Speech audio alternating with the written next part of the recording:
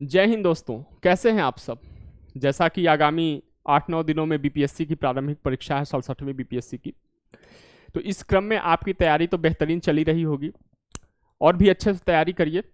आपकी तैयारी में सहयोग देने के लिए, जैसा कि आप जानते हैं, यूनिक एग्जाम्स आईएएस संस्था अपने यूट्यूब चैनल पर बीपीएससी के प्रीवियस ईयर के प्रश्नों को विषयवार श्रृंखला के रूप में लेकर आ रही है। और इसके अंतर्गत हम न केवल मानक उत्तरों या आयोग द्वारा बताए गए उत्तरों पर अध्ययन करते हैं, उत्तरों का अध्ययन करते हैं, बल्कि उससे संबंधित तथ्यों का भी विस्तार से अध्ययन करते हैं, उस प्रश्न से संबंधित तथ्यों का।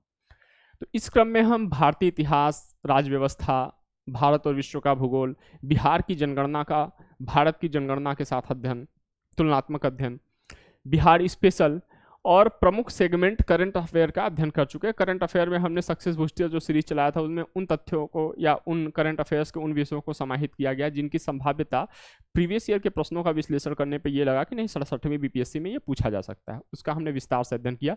निश्चित तौर पर यदि आप देख रहे हैं तो प्लेलिस्ट में जाकर वो वीडियो देखें। निश्चित तौर पे आपकी परीक्षा को बूस्टअप करेंगे, आपकी सफलता को में सहयोग करेंगे। ठीक है, आज से हम नया सेगमेंट शुरू कर रहे हैं। चूंकि परीक्षा अब निकट है, ये एक बड़ा सेगमेंट है। प्रत्येक वर्ष बीपीएससी की परीक्षा में सामान्य विज्ञान से लगभग मिनिमम 30 प्रश्न पूछे ही जाते हैं। 25, 30, 33, 35 ऐसे प्रश्न पूछे जाते हैं। तो ये एक बड़ा सेगमेंट है, आपकी सफलता को सुनिश्चित करने वाला एक बड़ा क्षेत्र है। तो आज से हम सामान्य विज्ञान श्रृंखला, प्रश्नोत्तर एवं व्याख्या श्रृंखला इसकी शुरू कर रहे हैं। हम 66वीं बीपीएससी, 65वीं बीपीएससी, 64वीं बीपीएससी ऐसे पीछे की तरफ हम अध्ययन करते चले जाएंगे। ठीक है, शुरुआत करने से पहले हम आपको बता दें कि जैसा कि आप जानते हैं, हमने पहले भी बताया, यूनिक एग्जाम्स आईएएस संस्था अपने कोर्सेज के रूप में नए बैच सीसैट के रूप में लॉन्च कर रही है, नया कोर्स लॉन्च कर रही है सीसैट का। ठीक है, और यह 10 अक्टूबर को सायंकाल 6 बजे से सेमिनार के साथ ये आरंभ किया जाएगा। ठीक है, 10 अक्टूबर को सायंकाल 6 बजे से। कोर्स यूपीएससी के सिविल सर्विसेज एग्जाम, जिसको आईएएस के नाम से भी बहुप्रचलित नाम आईएएस से जानते हैं, उसके हिसाब से डिजाइन किया गया है। लेकिन इसमें स्टेट पीसीएस, जहाँ पे कि सीसैट के प्रश्न पूछे जाते हैं, सीसैट का पेपर शामिल है, उनको भी उनमें ध्यान में रखा गया है, उनके भी विषय वस्तुओं को इसमें शामिल किया गया है।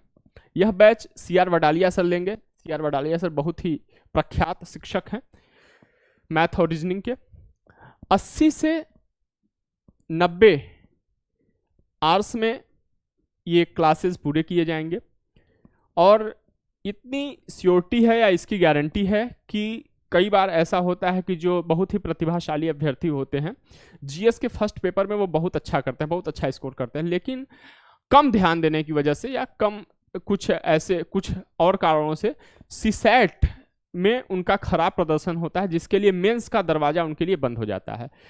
तो इस बैच के द्वारा निश्चित तौर पर हम आपको ये गारंटी दे सकते हैं कि जो भी क्वेश्चन आते हैं, लगभग 50 प्रश्न जो भी आते हैं, 40 से 50 प्रश्न जो भी ये रीजनिंग और मैथ के आते हैं, उनमें से आपके कोई प्रश्न गलत नहीं होंगे। यदि आपको प्रश्न आ रहे हैं तो वो कक्षा की सीमा से बाहर नहीं जाएंगे। आपके निश्चित तौर पे आपका सिलेक्शन सीसैट के कारण तो नहीं रुकेगा। ठीक है, आपका दरवाजा मेंस का सीसैट के कारण नहीं बंद होगा।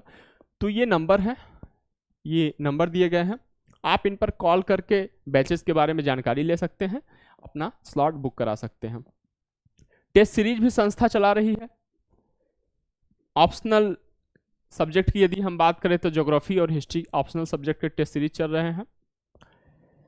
यूपीएससी और यूपीपीसीएस दोनों के चल रहे थे, 2022 के भी चल रहे थे। हालांकि 2022 यूपीएससी का परीक्षा अब समाप्त होने वाला है और पीसीएस की परीक्षा की तिथि आ गई है। तो अब हम 2023 पे बात करते हैं। तो यूपीएससी और यूपीपीसीएस दोनों के लिए मेंस और प्रीलिम्स परीक्षा के टेस्ट सीरीज जारी हैं। ऑप्शनल में हिस्ट्री और ज्योग्राफी ऑप्शनल के टेस्ट सीरीज जारी हैं। आप इनमें कॉल करके एडमिशन ले सकते हैं। सबसे खास बात यह है कि जो class discussion 1-to-1 class discussion किया जाएगा, 1-to-1 यदि आप ऑनलाइन लेते हैं, यदि आप लेते हैं ये कोर्स टेस्ट सीरीज का, तो टीचर के साथ आप ऑनलाइन डिस्कशन कर सकते हैं जूम पे। नहीं तो आप ऑफलाइन में भी 1-to-1 टीचर और बच्चा, टीचर और अभ्यर्थी आमने सामने बैठ के डिस्कशन करेंगे हर एक प्रश्न पे। ठीक है, और मॉडल आंसर दिया जाएगा। चलते हैं आगे, शुरुआत करते हैं। पहला प्रश्न है कि मांसपेशियों में दर्द के उपचार में उपयोग किया जाने वाला विकिरण है। जब मांसपेशियों में दर्द होता है तो उसके उपचार में कौन सा विकिरण यूज किया जाता है? चूंकि परीक्षा निकट है, समयावधि कम है, और इसलिए हम मुख्य उत्तर और उससे मुख्य तथ्यों को देखते हुए आगे बढ़ेंगे। ठीक है, तो ऑप्शन दिया हुआ है इंफ्रारेड, यूवी, माइक्रोवेव, एक्सरेज, और उपयुक्त में से कोई नहीं या उपयुक्त में से एक से अधिक। तो मांसपेशियों के दर्द में जो उपचार, दर्द के उपचार में जो प्रयोग किया जाता है वह इंफ्रारेड है। इंफ्रारेड को हम क्या कहते हैं? इंफ्रारेड को हम अवरक्त तरंगे भी कहते हैं। अवरक्त तरंगे भी कहते हैं। ठीक है, अब हम थोड़ा और जानकारी ले लेते हैं इंफ्रारेड के बारे में और तरंगों के बारे में, किसका यूज कहाँ पे होता है। ठीक है, देखिए एक ब्रिटिश खगोलविद थे सर विलियम हर्सल। उन्होंने 19वीं शताब्दी के आरंभिक दशकों में एक प्रयोग किया, जिससे उसी प्रयोग को अवरक्त विकिरण की खोज का श्रेय दिया जाता है। अवरक्त जो विकिरण होता है या अवरक्त किरणें होती हैं, ये विद्युत चुंबकीय होती हैं और इनकी जो गति होती है वो एक सरल रेखा में होती है। यह ठोस, द्रव, गैस आदि माध्यमों से ये जाती है। ठीक है, और सबसे खास बात यह कि वैक्यूम अर्थात निर्वात में भी ये संचरण करती हैं। जो अवरक्त विकिरण की यदि हम आवृत्ति की बात करें तो यह 10 लाख बैंड से 50 करोड़ मेगा साइकिल के बीच होती है। और अवरक्त विकिरण की सबसे खास बात यह है कि अपने पथ में आने वाली, जब अवरक्त विकिरण गमन कर रही है तो अपने पथ में आने वाले किसी भी पदार्थ के द्वारा यदि वो अवशोषित होता है तो अवरक्त विकिरण उस पदार्थ में ऊष्मा उत्पन्न कर देती है। ठीक है, अब हम कुछ विद्युत चुंबकीय तरंगों की बात करेंगे, जिनमें ये भी शामिल हो जो प्रमुख विद्युत चुंबकीय तरंगे हैं, उनके खोजकर्ता की बात करेंगे और उनका स्रोत क्या है और उसका उपयोग क्या है। अगर आपके पास नोट्स है तो अच्छी बात है, अगर न नोट्स हो तो मैं बोलता जाऊंगा, आप लिखते जाएंगे, या तो आप वीडियो को पॉज करके लिखते हुए जाएंगे। ठीक है, निश्चित तौर पर प्रश्न यहाँ से अगर पूछे जाएंगे तो यहीं से आएंगे। जैसे अगर हम विजिबल रेडिएशन की बात करें, जिसको दृश्य विकिरण कहते हैं, तो उसकी खोज न्यूटन ने करी थी। और इसका जो स्रोत है, कहाँ से ये उत्पन्न होता है दृश्य विकिरण, तो यह आयनित गैसों तथा तापदीप्त वस्तुओं से होता है, मतलब जो वस्तुएं तप्त हैं उससे उत्पन्न होता है। इसका उपयोग कहाँ किया जाता है? दृश्य विकिरण का उपयोग कहाँ कहाँ होता है? तो विद्युत बल्ब जो होता है, हमारे घरों में जो बल्ब लगते हैं, जो सोडियम लैंप होता है, फ्लोरेंस ट्यूब में इसका उपयोग किया जाता है। और अणुओं की संरचना, किसी पदार्थ के अणुओं की संरचना क्या है उसका पता लगाने में भी विजिबल रेडिएशन का या दृश्य विकिरण का प्रयोग होता है। और दूसरा है, यदि हम बात करें इंफ्रारेड की, हमने बात ही कर ली, मांसपेशियों में दर्द के साथ साथ इसका जो प्रयोग किया जाता है, यह जो पौध घर होते हैं उनमें पौधों को घर में रखना। कहीं आप जाते होंगे कहीं कहीं, तो ये एक ग्रीन पट्टी के अंतर्गत कुछ पौधे उगाए जाते हैं, तो उनको उनमें ग्रीन पट्टी में पौधों को गर्म रखने के लिए भी अवरक्त विकिरण या इंफ्रारेड रेडिएशन का प्रयोग किया जाता है, जैसा कि हमने बताया हर्सल ने इनकी खोज करी थी। अब हम बात करते हैं शॉर्ट रेडियो वेव्स या माइक्रोवेव्स की। शॉर्ट रेडियो वेव्स को क्या कहते हैं? माइक्रोवेव्स भी कहते हैं। हिंदी में इसको लघु रेडियो तरंगे अथवा माइक्रो तरंगे कहते हैं। हेनरिक हर्ट्ज ने इनकी खोज करी थी। ठीक है, और उपग्रहों में या तो बिना हम बेतार संचार जिसको कहते हैं, जैसे फोन में, मोबाइल फोन में इसका यूज होता है, वॉकी टॉकी में इसका यूज होता है। ठीक है, ये लघु रेडियो तरंगों का यूज किया जाता है, रेडियो में यूज किया जाता है। उपग्रहों के माध्यम से जो संचार होता है इनमें भी इनका यूज किया जाता है। ठीक है, अगर हम बात करें लॉन्ग रेडियो वेव्स की, लॉन्ग रेडियो वेव्स या दीर्घ रेडियो तरंगों की बात करें, तो मार्कोनी ने इसकी खोज करी थी। और यह रेडियो तथा टीवी के संचरण में इसका प्रयोग किया जाता है। अगर हम आगे चलते हैं तो जैसे यहाँ पे एक्सरे आया है, तो गामा किरणें भी होती हैं, वाई किरणें या गामा की रेज भी होती हैं, अल्ट्रावायलेट रेज भी होता है, तो इस पर भी बात कर लेते हैं इसी लगे हाथ। तो अगर हम एक्सरेज की बात करें तो रॉन्टजन ने इसका खोज किया था।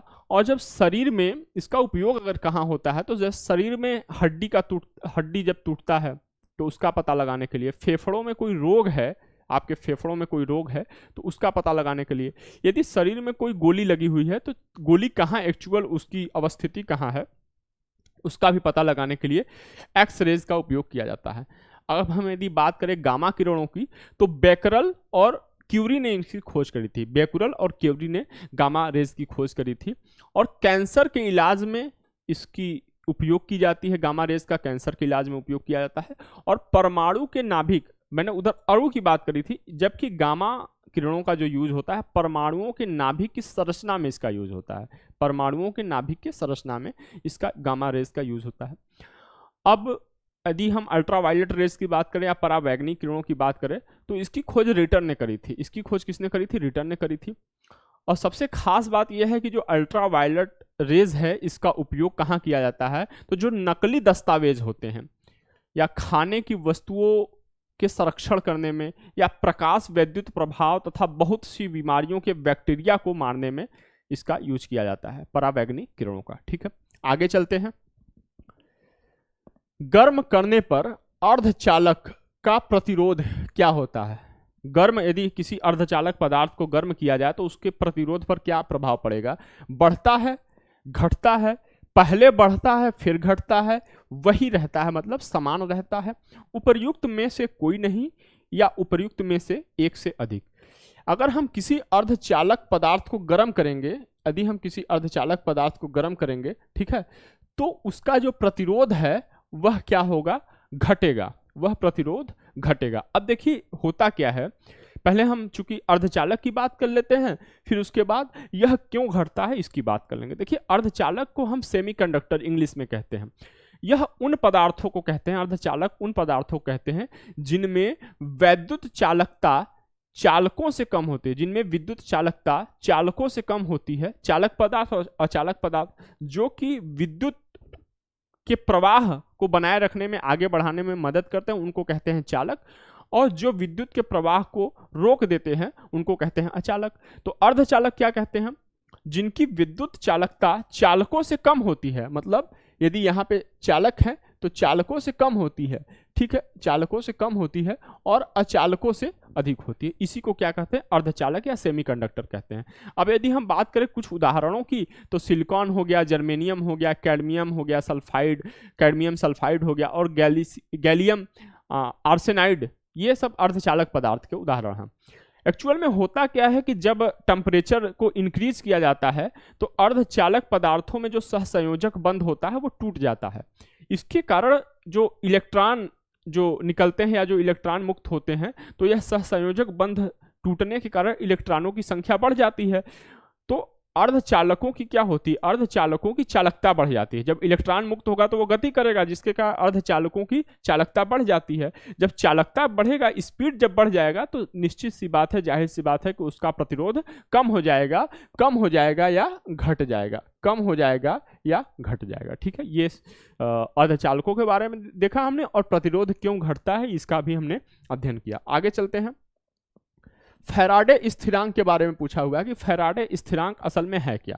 फैराडे स्थिरांक के बारे में ऑप्शन दिया हुआ है, इलेक्ट्रोलाइट की मात्रा पर निर्भर करता है। पूछा हुआ है फैराडे स्थिरांक इलेक्ट्रोलाइट की मात्रा पर निर्भर करता है, इलेक्ट्रोलाइट में पारित विद्युत धारा पर निर्भर करता है, विलायक के आयतन पर निर्भर करता है जिसे में इलेक्ट्रोलाइट बोला गया है, घोला गया है, सार्वभौमिक स्थिरांक है, सार्वभौमिक स्थिरांक है, यूनिवर्सल कांस्टेंट है, उपयुक्त में से कोई नहीं या उपयुक्त में से एक से अधिक। तो यदि हम बात करें जो फैराडे स्थिरांक है, फैराडे स्थिरांक है एक यूनिवर्सल कांस्टेंट है, सार्वभौमिक स्थिरांक है। ठीक है, अब हम बात करते हैं कि एक्चुअल में फैराडे स्थिरांक होता क्या है, फैराडे कांस्टेंट होता क्या है। तो एक मोल क्या होता है? पदार्थों की मात्रा रसायन शास्त्र में या केमिस्ट्री में पदार्थों की मात्रा को मोल में मापा जाता है। तो एक मोल इलेक्ट्रॉनों पर कुल आवेश की मात्रा को फैराडे स्थिरांक कहते हैं। एक मोल इलेक्ट्रॉन पे कितना आवेश डाला गया है उसको क्या कहते हैं? फैराडे स्थिरांक कहते हैं। ठीक है, आगे चलते हैं। फैराडे स्थिरांक एक सार्वभौमिक स्थिरांक है। प्रकाश वर्ष किसकी इकाई है? प्रश्न पूछा है प्रकाश वर्ष, लाइट ईयर किसकी इकाई है?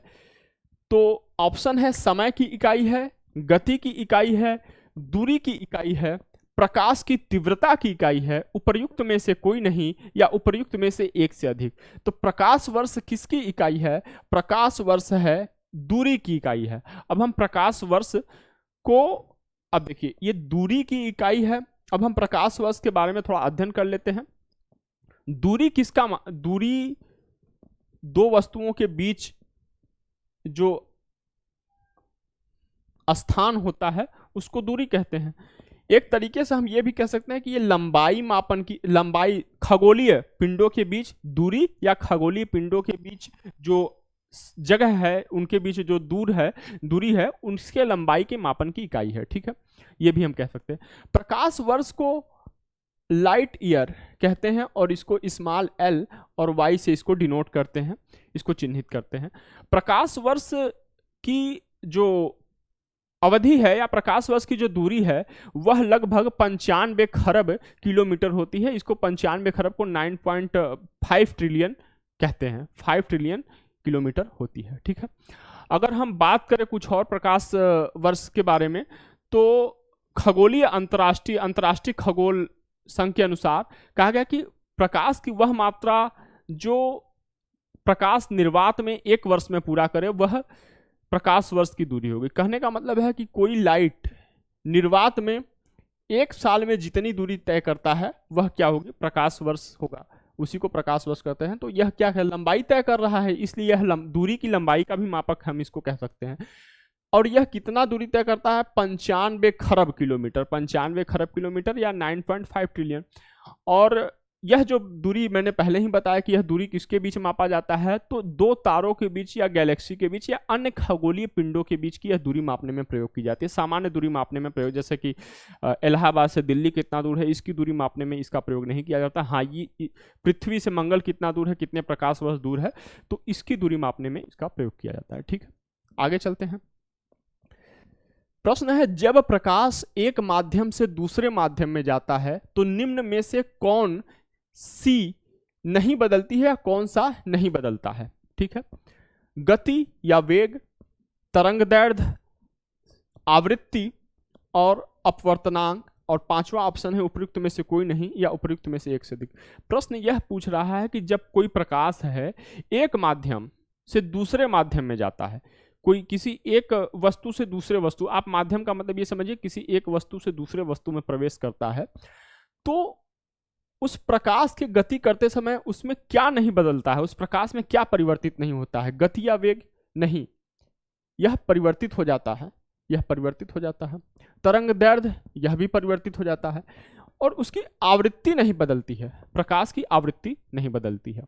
अब हम इसको और यदि इलोबरेट करें और इसकी हम व्याख्या देखें, तो एक्चुअल में होता क्या है कि जब प्रकाश किसी एक पारदर्शी माध्यम, जैसे मान लीजिए आप वायु मान लीजिए, हवा मान लीजिए, जैसे दूसरे पारदर्शी माध्यम कांच मान लीजिए में जाता है, तो दूसरे माध्यम से गुजरते के समय, जब दूसरे माध्यम में प्रवेश करता है तो गुजरते समय इसकी संचरण की दिशा में परिवर्तन हो जाता है। संचरण मतलब गति की दिशा में परिवर्तन हो जाता है। तो या तो यह अभिलंब की ओर झुक जाएगा, या तो यह अभिलंब की ओर झुक जाएगा, या तो वह अभिलंब से दूर हट जाएगा। और यह जो परिघटना होती है, यह जो घटना होती है, इसको क्या कहते हैं, प्रकाश का अपवर्तन कहते हैं। और यही प्रकाश का अपवर्तन, एक माध्यम से दूसरे माध्यम में प्रवेश करना प्रकाश का अपवर्तन कहलाता है। वो यह इसमें या तो अभिलंब की ओर जाएगा या अभिलंब से दूर जाएगा। ठीक है, अपवर्तन में प्रकाश का तरंगदैर्घ्य और वेग बदल जाता है, वेग या गति बदल जाता है, लेकिन आवृत्ति नहीं बदलती है। अगर हम प्रकाश के अपवर्तन के उदाहरणों की बात करें, तो प्रकाश के अपवर्तन का जैसे जो हम आम घरों में देखते हैं, जैसे कभी आपने एक ग्लास में, कांच के ग्लास में कोई सिक्का डाला है, अगर आपने कांच के ग्लास में सिक्का डाला होगा तो निश्चित तौर पे सिक्का आपको थोड़ा ऊपर दिखाई देता होगा। ठीक है, सिक्का आपको थोड़ा ऊपर दिखाई देता होगा, जैसे लगता है सिक्का तो यही नजदीक है। अब जैसे कि कई बार आप तारा देखिए आकाश में, रात में तारे को देखिए टिमटिमाते हुए, कितना कि बहुत ही कितना नज़दीक है। यदि हम सन को देखते हैं जब सूरज उगता है, तो लगता है कि नहीं अभी जैसे सूर्योदय हुआ है नॉर्थ ईस्ट के स्टेट्स में, वहाँ पे जैसे लगता है सूर्योदय के समय कि नहीं ये तो हमारे जस्ट सामने ही खड़ा है, ऐसा लगता है। तो ये सब किसके लिए होता है, अपवर्तन के कारण होता है। ठीक है, आगे चलते हैं। पहला आदमी जिसने चांद पर अपना पैर रखा था, बहुत आसान सा प्रश्न है। पहला आदमी जिसने चांद पर अपना पैर रखा, ऑप्शन है लोआनाव, ऑप्शन बी है नील आर्मस्ट्रांग, ऑप्शन सी है माइकल कॉलिस, ऑप्शन डी है James Van Allen, option E है उपयुक्त में से कोई नहीं या उपयुक्त में से एक से अधिक। देखिए अब तक कुल 12 व्यक्तियों ने चांद पर कदम रखा हुआ है, 12 व्यक्तियों ने चांद पर कदम रखा हुआ है। नील आर्मस्ट्रांग पहले व्यक्ति थे 20 जुलाई 1969 को, ये अपोलो 11 मिशन के, नासा का जो अपोलो 11 मिशन था उसके माध्यम से ये गए थे। ठीक है, नील आर्मस्ट्रांग के साथ एक और व्यक्ति थे, एक और एस्ट्रोनॉट थे, बज एल्ड्रिन। ठीक है, तो चांद पर जो सेकेंड कदम रखा था इनके बाद, वो कौन थे? वो थे बज एल्ड्रिन। ठीक है, वो कौन थे? बज एल्ड्रिन थे। ठीक है, अगर हम और व्यक्तियों की बात करें, जैसे मैंने कि बताया कुल 12 लोग गए हुए हैं, तो नील आर्मस्ट्रांग की बात हो गई, बज एल्ड्रिन की बात हो गई। कुछ और व्यक्तियों को देख लेते हैं, कितना मुझे याद है, मैं जितना याद होगा मैं बता दूंगा, लेकिन अब तक 12 लोग गए हैं, ये तथ्य याद रखिएगा। पेटेक कॉनराड, एलन बीज हो गए, एलन शेपर्ड हो गए, एडगर मिशेल हो गए, डेविड स्कॉट हो गए, जेम्स इरविन, जॉन यंग जैसे ये 12 लोग गए हुए हैं, ये चांद पर अब तक जा चुके हैं। आगे चलते हैं। प्लूटोनियम न्यूक्लाइड के नाभिक में न्यूट्रॉनों की संख्या होती है। प्रश्न पूछा है कि प्लूटोनियम न्यूक्लाइड, जिसे इससे इंगित करते हैं, उसके नाभिक में क्या कितनी संख्या होती है न्यूट्रॉनों की। ठीक, ऑप्शन दिया हुआ है 94, 148, 242, 242, 336, 336। ठीक है, तो इसका उत्तर ये नहीं है, ये दिया हुआ है। अब कभी प्रश्न आपसे पूछे ऐसे प्रश्न देखकर कि न्यूट्रॉनों की संख्या कितनी होती है, तो आपको करना क्या है? आपको कुछ नहीं करना, आपको सीधे ये करना है कि ऊपर ये क्या लिखा हुआ है, 242 लिखा हुआ है, 242 लिखा हुआ है। ठीक है, ये नीचे क्या लिखा हुआ है? पहले 94 लिखा हुआ है, 94 लिखा हुआ है। अब देखिए इसको माइनस कर लेना है। अब देखिए 12 में से यदि हम 4 माइनस करेंगे तो यहाँ पे 8 रिमेनिंग होगा, और यहाँ पे अब हमारे पास 13। ठीक है, 13 में से यदि हम 9 माइनस करेंगे तो हमारे पास क्या आएगा? 14 आएगा। 148 न्यूट्रॉनों की संख्या क्या होगी? यही आपका उत्तर होगा। इसमें क्या ऑप्शन दिया? बी ऑप्शन दिया हुआ है, 148 यही न्यूट्रॉनों की संख्या है। ठीक है, आगे चलते हैं। सबसे ज्यादा सबसे ज्यादा श्यानता होती है।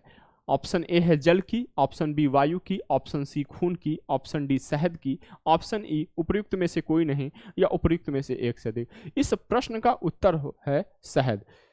सामान्य सी भाषा में यदि हम श्यानता की बात करें तो जो जितना गाढ़ा है वह उतना श्यान है। ठीक है, वह उतना श्यान है, वह उसकी श्यानता उतनी ही अधिक होगी। ठीक है, तो इसमें शहद सबसे गाढ़ा है, इस अपने द्रवित रूप में शहद सबसे गाढ़ा है, तो इसकी श्यानता अधिक होगी इन दिए हुए विकल्पों में। अब हम थोड़ी बात कर लेते हैं। देखिए जैसे कि कोई द्रव है, कोई भी पानी है, मान लीजिए, तो पानी के बूंद की अगर वो किसी ढलान पर गति कर रही हो तो बूंद गति कर रहा है, वह निश्चित तौर पर चूंकि वह अणुओं परमाणुओं से मिलकर बना हुआ है, तो प्रत्येक अणु परमाणु की परतें होंगी।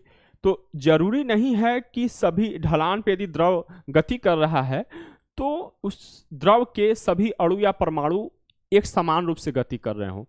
नीचे वाले परतों की गति अधिक होगी तो ऊपर वाले परतों की गति, नीचे वाली परतों की यदि गति कम होगी तो ऊपर वाले परत जो अधिक ढलान पे है उनकी गति बहुत अधिक होगी। तो जब दोनों ढलानों में जब गति, दोनों परतों या तीनों परतों, सभी परतों में, हम 2 परतों की बात केवल करते हैं, तो जब यदि विभिन्न परतों में गति के बीच अंतर है तो निश्चित तौर पर उन परतों के बीच एक घर्षण बल कार्य करेगा, जो बाकी के परतों की अपेक्षिक गति, बाकी के परतों की गति को अपने सापेक्ष रखने का प्रयास करेगा, उनकी अपेक्षिक गति का विरोध करेगा, सापेक्ष रखने का प्रयास करेगा, कि मतलब अपने अनुसार रखने का प्रयास करेगा प्रत्येक परतों की गति को। तो परतों के बीच लगने वाला ये जो घर्षण बल है, इसी को हम क्या कहते हैं? श्यान बल कहते हैं। और द्रव का वह गुण जिसके कारण वह अपनी परतों के बीच होने वाली गतियों का, अपेक्षिक गतियों का विरोध करता है, उसको हम क्या कहते हैं? श्यानता कहते हैं, उसको हम श्यानता कहते हैं। ठीक है, तो हमने ये देख लिया। और कोई भी चीज जितना गाढ़ा होगा वह उसके कोई भी चीज गाढ़ा है, जितना अधिक गाढ़ा होगा तो उसके प्रवाहित होने, उसके बहने की प्रतिरोध क्षमता उतना ही अधिक होगा। जैसे पानी पतला है तो उसकी श्यानता जो होगी वह कम होगी शहद की अपेक्षा। अगर हम बात करें कि श्यानता का मापन कैसे करते हैं, तो विस्कोमीटर के द्वारा श्यानता का मापन किया जाता है। श्यानता ठोस पदार्थों में नहीं पाया जाता, ठोस पदार्थों में नहीं पाया जाता है। जो द्रव ताप बढ़ा, अच्छा, जो द्रव जैसे कि पहले हमने बताया कि जिसकी जो जितना गाढ़ा होगा वह उतना ही श्यान होगा। ताप बढ़ाने पर जो अगर हम बात करें कि जैसे प्रश्न आपसे पूछ सकता है, अभी श्यानता की बात करी, प्रश्न आपसे पूछ सकता है कि अगर हम ताप बढ़ाएं तो द्रवों की श्यानता क्या होगी, बढ़ेगी या घटेगी। तो ताप बढ़ाने पर द्रवों की जो श्यानता होती है वह घटती है। गैसों में भी श्यानता होती है लेकिन बहुत ही कम मात्रा में होती है। तो प्रश्न आपसे पूछे कि निम्नलिखित में से किन में श्यानता उपस्थित होती है, ठोस, द्रव, गैस, केवल एक, केवल दो, दो और तीन, या उपरोक्त में से कोई नहीं। तो गैसों में भी श्यानता होती है लेकिन बहुत कम मात्रा में होती है। ठीक है, चलिए आगे चलते हैं। दूध किसका घटिया स्रोत है? दूध किसका घटिया स्रोत है? एक्चुअल में ये जो घटिया शब्द है ये बीपीएससी के पेपर में ही दिया हुआ है और हमने चूंकि पेपर को सीधे सीधे यहाँ पे उठा कर रखा गया है तो इसीलिए यहाँ पे घटिया शब्द का प्रयोग कर दिया है। असल में ये होना चाहिए कि दूध किसका स्रोत नहीं है। ठीक है, तो ये इसमें हमारी इस शब्द का प्रयोग करने में हमारा कोई गलती नहीं है, हमारी कोई त्रुटि नहीं है, बीपीएससी ने जैसा किया है वैसा ही हमने रख दिया। तो सबको पता है कि दूध में तो लगभग सारे चीजें पाए जाते हैं, उसको संपूर्ण आहार दूध को कहा जाता है, लेकिन केवल एक चीज नहीं पाया जाता वह है विटामिन सी। विटामिन सी चूंकि खट्टा होता है स्वाद से, अगर दूध में ये पाया जाएगा तो दूध पहले ही फट जाएगा, दूध पहले ही खराब हो जाएगा। ठीक है, आगे चलते हैं।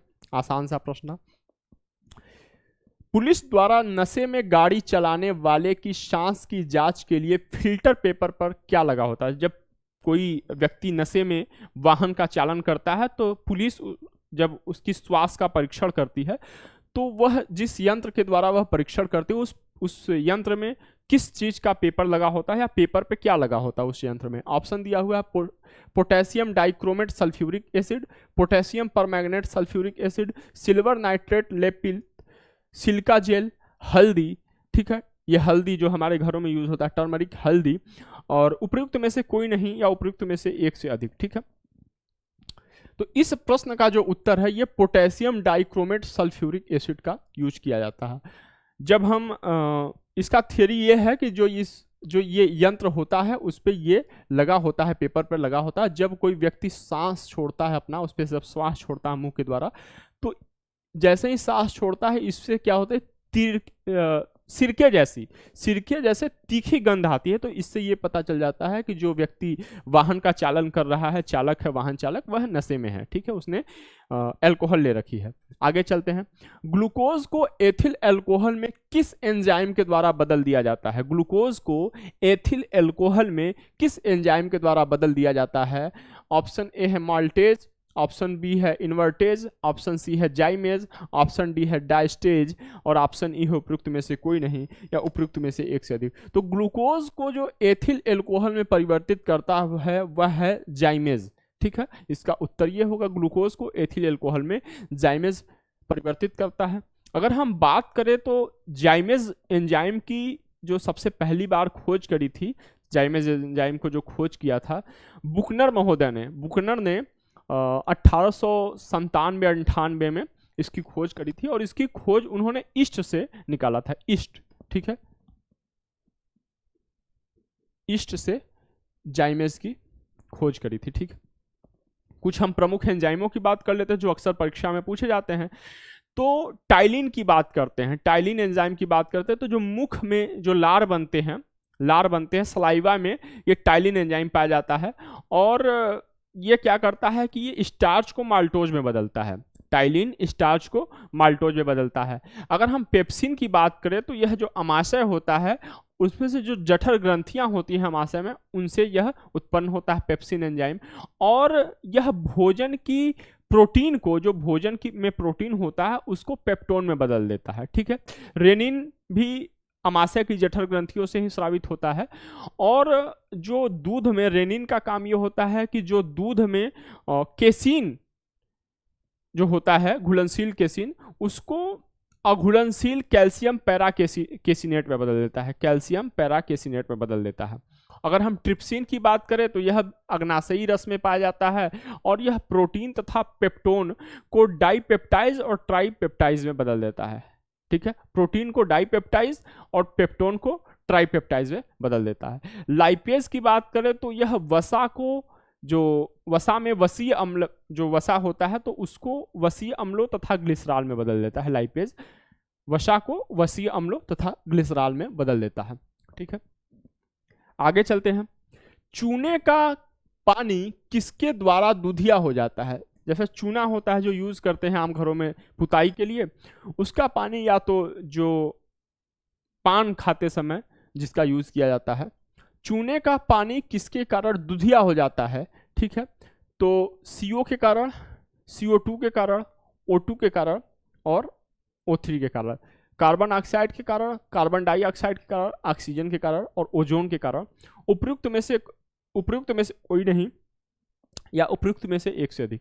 ठीक है, O3 भारी जल, O3 मतलब भारी जल। ठीक है, तो चूने का पानी किसके द्वारा दूधिया हो जाता है? तो यह होगा कार्बन डाइऑक्साइड के कारण चूने का पानी दूधिया हो जाता है। असल में होता है कि जो चूने पर या चूने के पानी पर जब हम कार्बन डाइऑक्साइड प्रवाहित करते हैं तो चूने का जो पानी होता है वह दूधिया हो जाता है। इसका रीज़न ये है, इसका कारण ये है कि कार्बन डाइऑक्साइड गैस का जो अपचयन है वह कैल्शियम ऑक्साइड में हो जाता है, कैल्शियम ऑक्साइड में हो जाता है। और इसी कारण जब हम चूने के पानी पर कार्बन डाइऑक्साइड जब हम प्रवाहित करते हैं तो कैल्शियम जो चूने में है, कैल्शियम होता है चूंकि चूने में, तो वो क्या होता है, विखंडित होने लगता है, वियोजित होने लगता है। और इसी विखंडन या वियोजन के कारण जो कार्बन डाइऑक्साइड है, कार्बन जो है कैल्शियम की जगह ले लेता है और कैल्शियम ऑक्साइड बना लेता है। और इसी कैल्शियम ऑक्साइड के कारण चूने का पानी दूधिया हो जाता है। ठीक है, आगे चलते हैं। अगला प्रश्न है, पेट्रोल तथा डीजल के अधूरे जलने से उत्पन्न होती है या अधूरे दहन से क्या उत्पन्न होती है? Nitric oxide, nitrogen oxide, carbon dioxide या कार्बन मोनो ऑक्साइड। उपयुक्त में से कोई नहीं या उपयुक्त में से एक से अधिक। जब हम पेट्रोल और डीजल का अपूर्ण दहन करेंगे तो इस अपूर्ण दहन के परिणाम स्वरूप कार्बन मोनो ऑक्साइड उत्पन्न होती है और कार्बन मोनोऑक्साइड एक बहुत ही जहरीली गैस है। ठीक है, आगे चलते हैं। रेत और नेफ्थलीन के मिश्रण को किसके द्वारा अलग किया जा सकता है? रेत और नेफ्थलीन के मिश्रण को किसके द्वारा अलग किया जा सकता है? ऊर्ध्वपातन की क्रिया के द्वारा या सबमिलेशन की क्रिया के द्वारा, आसवन या डिस्टिलेशन की क्रिया के द्वारा, क्रोमैटोग्राफी के द्वारा या आंशिक आसवन के द्वारा। उपयुक्त में से कोई नहीं या उपयुक्त में से एक से अधिक। देखिए, जब रेत और नेफ्थलीन के मिश्रण को हम ऊर्ध्वपातन या सबमिलेशन की क्रिया के द्वारा हम अलग कर सकते हैं। तो अब क्यों अलग करेंगे रेत और नेफ्थलीन के मिश्रण को? अब हम देखेंगे ऊर्ध्वपातन या सबमिलेशन क्या होता है। एक्चुअल में जब कोई पदार्थ अपनी ठोस अवस्था से सीधे गैस अवस्था में परिवर्तित हो जाए, बीच में कोई अवस्था नहीं, बीच में जैसे मान लीजिए यदि हम बर्फ को यदि हम गर्म करेंगे तो बर्फ वाष्प तो बनेगा, लेकिन वाष्प बनने से पहले यहाँ पे क्या बनेगा?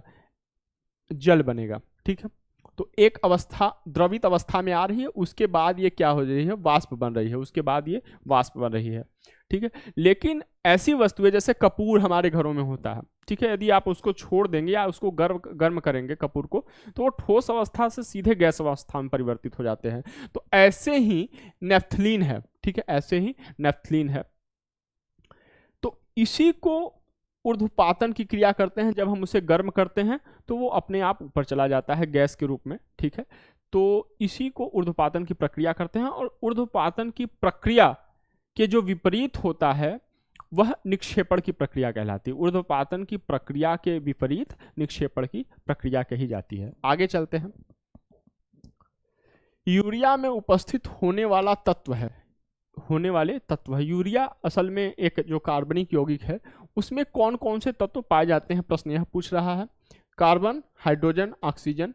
ठीक है, ये तत्व का ये इसी तरीके से डिनोट करते हैं। ठीक है, कार्बन, नाइट्रोजन और ऑक्सीजन, कार्बन, हाइड्रोजन और नाइट्रोजन, कार्बन, हाइड्रोजन, नाइट्रोजन और ऑक्सीजन। उपयुक्त में से कोई नहीं या उपयुक्त में से एक से अधिक।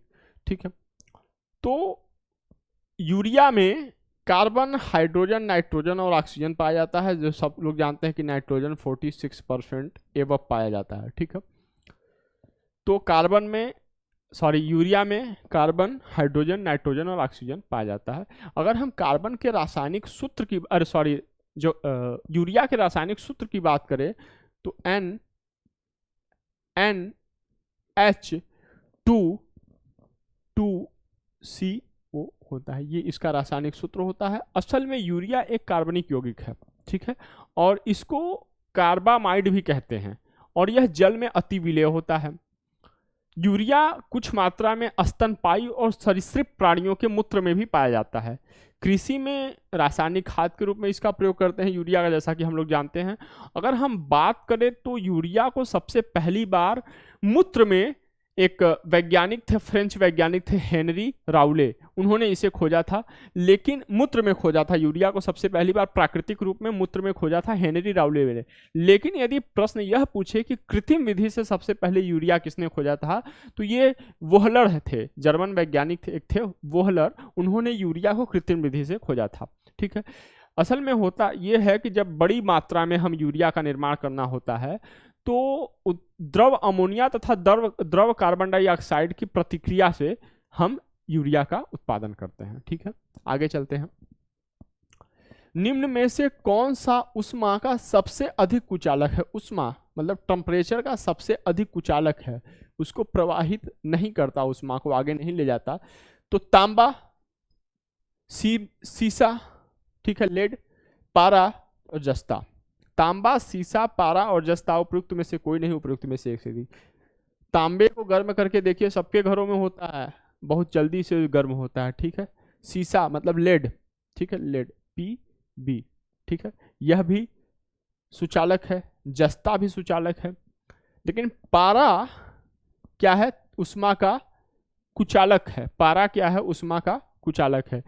कभी आपने ध्यान दिया है कि जो ये टेम्परेचर मापने वाली ये जो यंत्र होती है, जो डॉक्टर्स के पास होती है, ठीक है, थर्मामीटर, उसमें एक द्रव भरा होता है, वही पारा होता है, ठीक है। तो ये असल में यह सीसा जो है, सीसा कांच जो है, वह तो ऊष्मा का सुचालक है, लेकिन पारा ऊष्मा का कुचालक है। इसलिए यह गर्मी पाकर क्या होता है, यहाँ पे वाष्प आने लगते हैं, वाष्प आने लगते हैं तो ये क्या होता है, पारे को ऊपर लेकर चला जाता है। इसी के द्वारा, थर्मामीटर के द्वारा शरीर का तापमान मापा जाता है, ठीक है। आगे चलते हैं। वह विटामिन जो रक्त के थक्के बनाने में प्रभावी होता है। प्रश्न यह पूछ रहा है कि वह विटामिन कौन सा है कि जो कि रक्त का थक्का बनाने में इंपॉर्टेंट है, महत्वपूर्ण है। Vitamin A, vitamin B, vitamin D, vitamin K और ऑप्शन ई उपयुक्त में से कोई नहीं, उपयुक्त में से एक से अधिक। तो इस प्रश्न का उत्तर है विटामिन के। विटामिन के शरीर के अंदर और शरीर के बाहर दोनों जगह रक्त का थक्का या रक्त स्कंदन, ठीक है, या ब्लड क्लॉटिंग को बनाने में महत्वपूर्ण है। रक्त क्लॉटिंग असल में वह प्रक्रिया होती है जिसके द्वारा द्रव की अवस्था से वह जेल की अवस्था में या ठोस, अर्ध ठोस की अवस्था में चला आता है, ठीक है, एक थक्का बना लेता है। इसी को ब्लड स्कंदन भी कहते हैं या ब्लड क्लॉटिंग भी कहते हैं, रक्त का थक्का जमना भी कहते हैं। इस स्कंदन में या इस थक्के में होता यह है कि जो रक्त के, ब्लड के जो प्लेटलेट्स हैं वह एक दूसरे से चिपकने लगते हैं और एक फाइब्रिन होता है, फाइब्रिन भी उसमें चिपक जाता है। इसके कारण जो ब्लड होता है, कहीं चोट लगती है, हल्का सा कटता है या पिन लगता है या ब्लेड से कटता है, तो आप देखते होंगे कि वो त्वचा पे थोड़ी समय बाद एक रक्त का वो जम जाता है, ठीक है, रक्त जम जाता है। तो ये इसी कारण होता है। और इसमें सोडियम आयन की सहायता होता है। सोडियम आयन इसमें क्या होता है, सहायक होता है। और सोडियम की चूंकि आयनिक क्षमता अधिक होती है, इसलिए यह रक्त का स्कंदन करने में सहायक होता है। अब देखिए विटामिन के की यदि हम बात करें तो यह वसा में घुलनशील है। वसा में क्या है, विटामिन के वसा में घुलनशील विटामिन है। और इसको यदि कई बार पूछ सकता है कि रासायनिक नाम क्या है, तो फाइलोक्विनोन या फोटोइडाइनोन कहते हैं। तो यह शरीर के, न केवल शरीर के बाहर बल्कि शरीर के अंदर नसों में भी यह ब्लड को, शरीर के अंदर ब्लड के प्रवाह को बनाए रखता है। रक्त जमने की प्रक्रिया में जो शामिल होते हैं, प्रोटीन होते हैं या मिनरल होते हैं या कैल्शियम होते हैं, उन तत्वों को जो है कि सक्रिय करके शरीर के अंदर भी रक्त के जमाव को बनाने से, रक्त का जमाव करने से विटामिन के रोकता है। शरीर के अंदर रक्त का जमाव नहीं होने देगा विटामिन की, लेकिन शरीर के बाहर जब कोई चोट होता है तो विटामिन के द्वारा जो लीवर से कुछ संश्लेषित होते हैं प्रोटीन, जैसे प्रोथाम्बिन हो गया, फाइब्रोनेजन हो गया, वो लीवर से संश्लेषित होते हैं विटामिन के की द्वारा। ठीक है, तो यही संश्लेषित प्रोटीन असल में क्या होते हैं, प्रोथाम्बिन और थ्रोम्बिन या फाइब्रोनोजेन, ये जब चोट लगता है तो ये त्वचा पे आते हैं और ऑक्सीजन से संपर्क करके ये क्या होता है, रक्त का थक्का बना देते हैं। और जो ब्लड प्लाज्मा होता है, हमारा प्लेटलेट्स होता है, उसमें एक घुलनशील प्रोटीन पाया जाता है फाइब्रिनोजन क्या होता है कि वह उस स्थान पे आता है और थ्रोम्बोप्लास्टिन के साथ मिलकर एक जाल जैसा संरचना बना लेता है। ठीक है, तो ये सब में मूल कारण क्या होता है, विटामिन के का मूल कारण होता है। तो ध्यान रखिएगा, विटामिन के न केवल हमारी नसों में रक्त का प्रवाह बनाए रखता है, बल्कि नसों के बाहर या शरीर के बाहर त्वचा पर रक्त के प्रवाह को रोकता है। विपरीत काम है, नसों में रक्त का प्रवाह जारी रखता है और हमारी त्वचा पर जो रक्त होता है उसको थक्का बनाता है, रक्त के प्रवाह को रोकता है। आगे चलते हैं। महिला सेक्स हार्मोन्स हैं एस्ट्रोजन, एंड्रोजन, इंसुलिन, ऑक्सीटोसिन, उपयुक्त में से कोई नहीं या उपयुक्त में से एक से अधिक। तो जो महिला सेक्स हार्मोन्स है, एस्ट्रोजन महिला सेक्स हार्मोन्स है। अब हम बात कर लेते हैं प्रजनन हार्मोन्स या सेक्स हार्मोन्स की। देखिए, पुरुषों और महिलाओं में दोनों में समान रूप से ये स्रावित होते हैं और इनके अनेक कार्य होते हैं। ध्यान देने वाली बात है कि जो महिलाओं में सेक्स हार्मोन्स होते हैं ये अंडाशय से मुक्त होते हैं, अंडाशय से ये निकलते हैं। और ये सेक्स हार्मोन्स जो महिलाओं में जो मेंस्ट्रुअल साइकिल होती है या और एंड्रोमेंस्ट्रियल होता है, उसके विकास को ये क्या करते हैं, नियंत्रित करते हैं। जो पुरुषों में हार्मोन्स होते हैं वो वृषण से उत्पादित होते हैं या वृषण से निकलते हैं और ये शुक्राणु सीमेन उत्पादन की प्रक्रिया में ये महत्वपूर्ण भूमिका निभाते हैं। लेकिन ध्यान देने वाली बात यह है कि जो पुरुषों के जो सेक्स हार्मोन्स होते हैं या प्रजनन हार्मोन्स होते हैं और महिलाओं के सेक्स हार्मोन में अंतर होता है। जैसे एंड्रोजन क्या होता है, एंड्रोजन, मैं एस्ट्रोजन की बात नहीं कर रहा हूं, मैं एंड्रोजन की बात कर रहा हूं। एंड्रोजन क्या है, एंड्रोजन मुख्य रूप से पुरुषों में पाया जाता है, जबकि एस्ट्रोजन मुख्यतः महिलाओं में पाया जाता है। ठीक है, अगर हम बात करें महिलाओं में, तो महिलाओं में एक और सेक्स हार्मोन्स होता है जिसको प्रोजेस्टेरॉन कहते हैं। ठीक है, महिलाओं में एस्ट्रोजन और प्रोजेस्टेरॉन दो सेक्स हार्मोन्स होते हैं, जबकि टेस्टोस्टेरोन केवल पुरुष होता है। और टेस्टोस्टेरोन की बात करते हैं तो एंड्रोजन और टेस्टोस्टेरोन ये पुरुष हार्मोन्स होते हैं। ठीक है, हालांकि जो ये टेस्टोस्टेरोन होता है वह महिलाओं में भी बहुत कम मात्रा में उत्पन्न होता है। महिलाओं में भी पाया जाता है टेस्टोस्टेरोन, लेकिन बहुत कम मात्रा में होता है, मुख्यतः यह पुरुष हार्मोन्स होते हैं। ठीक है, आगे चलते हैं। परीक्षा में ये प्रश्न पूछे जाते हैं अक्सर पुरुष हार्मोन्स महिला हार्मोन्स के बारे में। पार्किंसंस बीमारी के उपचार के विकास के लिए किनको नोबेल पुरस्कार दिया गया? Arvid Carlsson, John F Enders, Robert B Laughlin, Walter Kohn, या उपयुक्त में से कोई नहीं या उपयुक्त में से एक से। देखिए, सबसे पहले तो हम ये देखते हैं इसके उत्तर क्या होगा। ऑबिट कार्लसन को दिया गया था पार्किंसन बीमारी के लिए। अब हम थोड़ा पार्किंसन बीमारी के बारे में देख लेते हैं। पार्किंसन बीमारी एक्चुअली में एक मानसिक रोग है और इसमें क्या होता है पार्किंसन बीमारी में कि जो कोई व्यक्ति इससे पीड़ित होता है तो पीड़ित व्यक्ति को चलने में दिक्कत होती है, बॉडी में कंपन होता है, अकड़न होने लगता है। कहने का मतलब ये है कि बॉडी में बैलेंस नहीं रह जाता, बैलेंस करने में बॉडी की समस्या आती है। ये पार्किंसन बीमारी एक्चुअल में क्या है, मानसिक रोग है, मेंटल डिजीज है। ठीक है, आगे चलते हैं। थायराइड ग्रंथि की खराबी किसके कमी के कारण होती है? थायराइड ग्रंथि की खराबी किसकी कमी के कारण होती है? बहुत आसान सा प्रश्न है। थायराइड, इसके ऑप्शन है विटामिन ए, कैल्शियम, आयोडीन, लोहा। उपयुक्त में से कोई नहीं, उपयुक्त में से एक से अधिक। बहुत आसान सा प्रश्न है, सब लोग इसके बारे में जानते ही हैं। यह आयोडीन की कमी से होता है। आयोडीन की कमी से गले में का घेंघा रोग होता है। ठीक है, तो थायराइड ग्रंथि की खराबी जो होती है, गले में थायराइड ग्रंथि होती है, ये क्या होता है, आयोडीन की कमी से होता है। आगे चलते हैं। आयोडीन मुख्यतः नमक में पाया जाता है या जो जमीन के अंदर कई बार जैसे आलू वगैरह में भी आयोडीन पाया जाता है। ठीक है, कुछ मात्रा में, लेकिन नमक इसका मुख्य स्रोत है।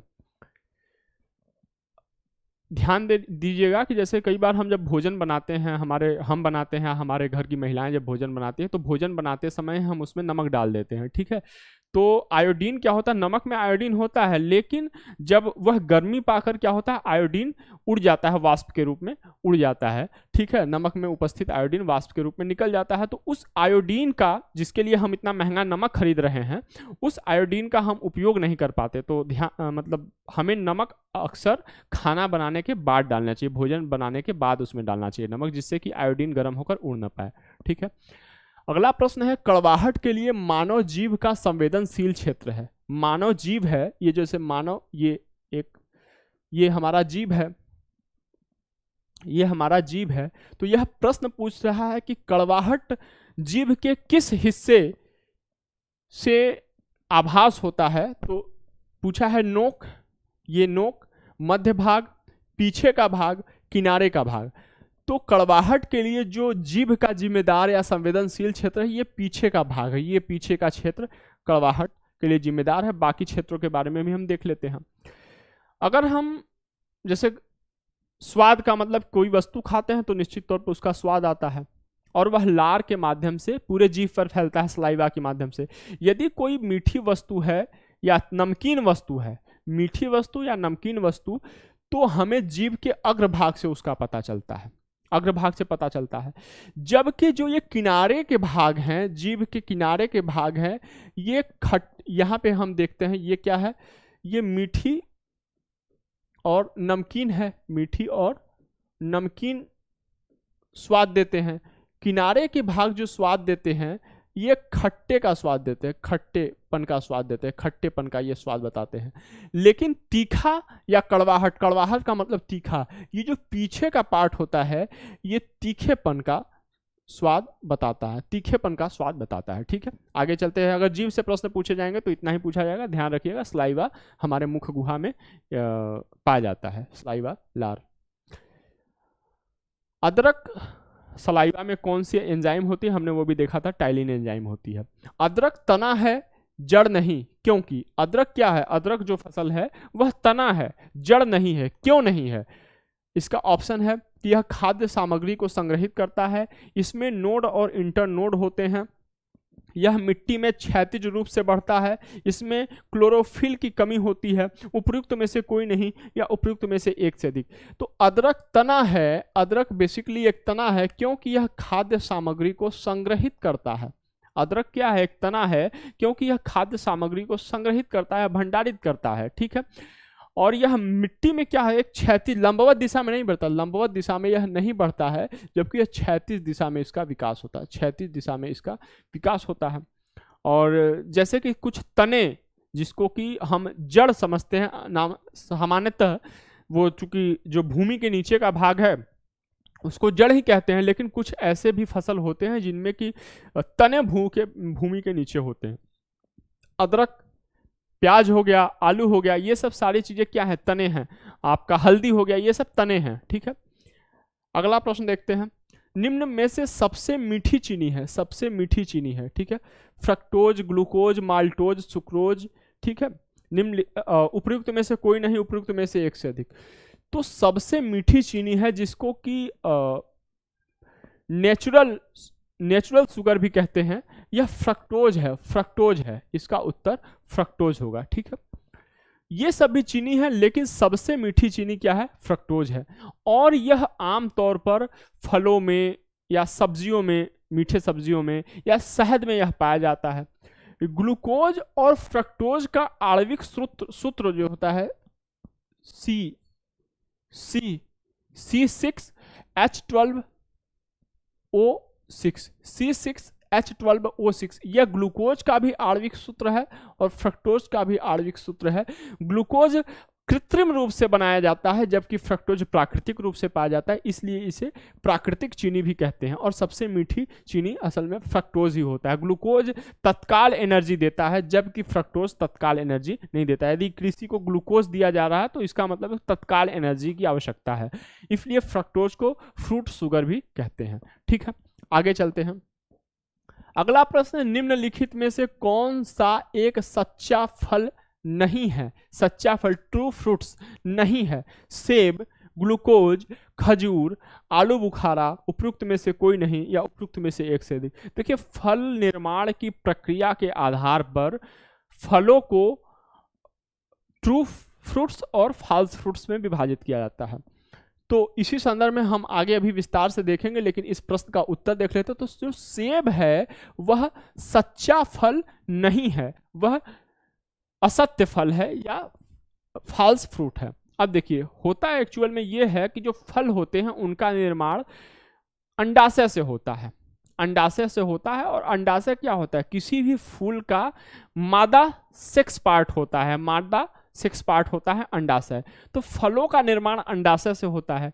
लेकिन कई बार ऐसा होता है कि कुछ फल अंडाशय से नहीं बल्कि फूल के कुछ अन्य भागों से बनते हैं, ठीक है।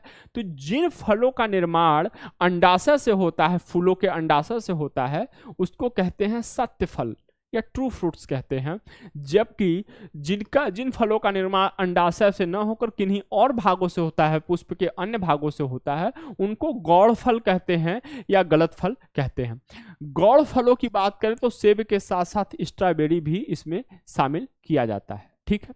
आगे चलते हैं। स्ट्रॉबेरी हो गया, सेब हो गया, नाशपाती भी इसी प्रकार का एक असत्य फल है। आगे चलते हैं। अगला प्रश्न है, फलियां अत्यधिक पौष्टिक होती हैं क्योंकि उनमें प्रचुर मात्रा में होता है या होती है चर्बी अर्थात वसा, प्रोटीन, स्टार्च, तेल, उपयुक्त में से कोई नहीं या उपयुक्त में से एक से भी। देखिए, जो फलियां अत्यधिक पौष्टिक होती हैं क्योंकि उनमें क्या उपस्थित होता है? प्रोटीन उपस्थित होता है। आसान सा प्रश्न है, ठीक है। आगे चलते हैं। इसके बाद अंतिम प्रश्न हमारा यह है आज की श्रृंखला का। लौंग एक मसाला है, लौंग का प्रयोग हमारे घरों में एक मसाले के रूप में किया जाता है, ठीक है। पौधे के किस भाग से लौंग प्राप्त होता है? फल से, तने से, जड़ से, पुष्प की कली से, उपयुक्त में से कोई नहीं या उपयुक्त में से एक से अधिक। तो लौंग की जो प्राप्ति होती है, लौंग की प्राप्ति यह है उस लौंग के पौधे के जो फूल लगते हैं उसकी कली से लौंग की प्राप्ति होती है, ठीक है। तो आज इसी के साथ हमारा यह जो हमने ये नया सेगमेंट शुरू किया था जनरल साइंस का, ये सेगमेंट आज समाप्त होता है। आप निश्चित तौर पे बताइए कि आपको ये श्रृंखला कैसी लग रही है। यदि आपके लिए लाभदायक हो, आपके लिए लाभकारी सिद्ध हो रही है, तो आप कमेंट बॉक्स में अपना रिस्पॉन्स हमें दीजिए और हमें ये बताइए कि और अच्छी तरीके से हम इसको कैसे प्रेजेंट करें और अच्छी तरीके से हम इसको कैसे आपके लिए लाभदायक बना सकें। जैसे ही बीपीएससी 67वीं प्रीलिम्स की परीक्षा समाप्त होती है, आपको बता दिया जाएगा कि बीपीएससी मेंस के लिए हम लोग टेस्ट सीरीज लेकर आ रहे हैं, sure and certain test series लेकर आ रहे हैं। इसमें प्रयास किया जाएगा उसके माध्यम से कि आपकी बीपीएससी मेंस की एक वृहद तैयारी हो सके, एक विस्तारित तैयारी हो सके, जिससे कि कोई भी प्रश्न आपसे छूट न जाए, आपकी सफलता में वह प्रश्न छूटना बाधक न बने। तो अच्छे से तैयारी करते रहिए। आगामी एक सप्ताह बाद आपकी 67वीं बीपीएससी की परीक्षा है, इसको ध्यान में रख के तन मन से एकदम जुट जाइए, पढ़ाई करिए। आपके लिए हम श्रृंखला तो लेकर आ ही रहे हैं। इस श्रृंखला के बाद जैसे ही ये समाप्त होता है, हम करंट अफेयर के और भी वीडियोज़ लेकर आएंगे। करंट अफेयर के हम अंतिम 29 तारीख तक हम अपनी पढ़ाई जारी रखेंगे करंट अफेयर के। इसके बाद करंट अफेयर के ही वीडियो आएंगे, हालांकि इसके पहले भी करंट अफेयर हम लोग पढ़ चुके हैं, ठीक है। तो पढ़ते रहिए, बढ़ते रहिए, स्वस्थ रहिए, मस्त रहिए, व्यस्त रहिए। जय हिंद, जय भारत।